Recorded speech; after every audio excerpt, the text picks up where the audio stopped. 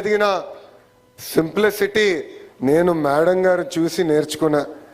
ఇప్పుడు కూడా చేనేత వస్త్రాలే మేడం గారు వేసుకుంటారు.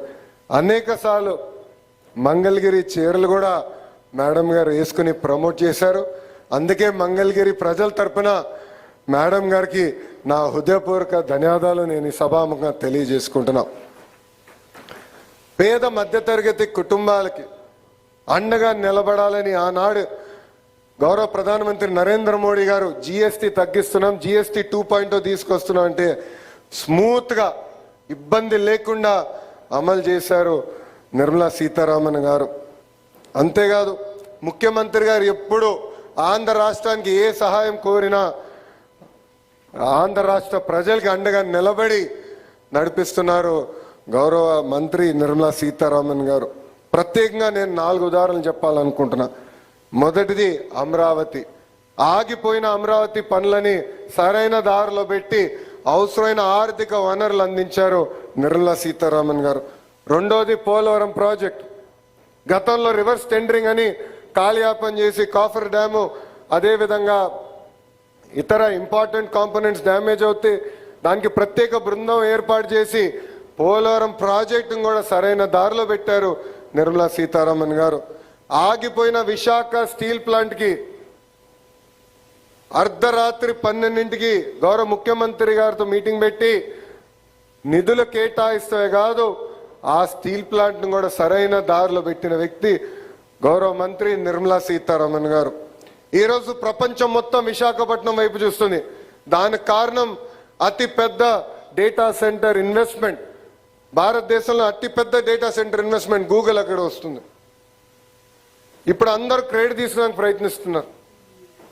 కానీ ఆ ఇన్వెస్ట్మెంట్ భారతదేశానికి ప్రత్యేక విశాఖపట్నానికి వచ్చిందంటే దానికి అండగా నిలబడి అవసరమైన భరోసా ఆనాడు అందించారు నిర్మలా సీతారామన్ గారు. ఇట్లా చెప్పుకుంటా పోతే అనేక ఉదాహరణలు ఉన్నాయి. మేడం గారు ఈరోజు ఆంధ్ర రాష్ట్రానికి అండగా నిలబడుతున్నారు కనుకనే మనం అనుకున్న పనులని మనం చేయగలుగుతున్నాం. ఈరోజు ఒకే రోజు 15 బ్యాంకులకు కేంద్ర మంత్రి నిర్మలా సీతారామన్ గారు శంకుస్థాపన చేశారు. ఈ బ్యాంకుల నిర్మాణంతో అమరావతిలో ఏకంగా ఒక బ్యాంక్ స్ట్రీట్ ఏర్పాటు అవుతుంది. 15 బ్యాంకులు, వివిధ ఇన్సూరెన్స్ సంస్థలు సుమారుగా 1334 కోట్లతో వాళ్ళ కార్యాలయాలు కూడా ఇక్కడ ఏర్పాటు చేసుకోబోతున్నారు. తద్వారా సుమారుగా 7,000 మందికి ఉద్యోగాలు కూడా రాబోతున్నాయి. Andhra Pradesh Grameena bank, central bank of India, Apcob, bank of India, Canara bank, state bank of India, union bank of India, bank of Baroda, Indian bank, NABARD, Punjab national bank, Indian overseas bank, IDBI bank, new India assurance company ఈరోజు వీళ్ళందరూ కూడా పెద్ద ఎత్తున అమరావతిలో పెట్టుబడులు కూడా పెడుతున్నారు. దీనికి కారణం మేడం నిర్మలా సీతారామన్ గారు. బ్యాంక్ స్ట్రీట్ ద్వారా అన్ని బ్యాంకింగ్ సర్వీసులు ఒకే చోట మన ప్రభుత్వం తీసుకొస్తుంది. అమరావతి నిర్మాణంలో కూడా ఈ బ్యాంకులు కీలకమైన పాత్ర వహిస్తుందని ఈ సభాముఖం తెలుపుకుంటూ ఇక్కడున్న రైతులందరూ కూడా ఒకే విషయం కోరుతున్నాం. 5 సంవత్సరాలు మనందరం తీవ్రంగా నష్టపోయాం. కలిసికట్టుగా ముందరికెళ్ళాలి. ఇంత పెద్ద ప్రాజెక్ట్ జరిగినప్పుడు చిన్న ఇబ్బందులు ఉంటాయి, ఉండకుండా పోవు. కానీ ఆ సమస్యలన్నీ పరిష్కరించేదానికి గౌరవ ఎంపీ పెమ్మసాని చంద్రశేఖర్ గారు ఉన్నారు, ఎమ్మెల్యే శ్రావణన్ ఉన్నారు, మంత్రి నారాయణ గారు ఉన్నారు.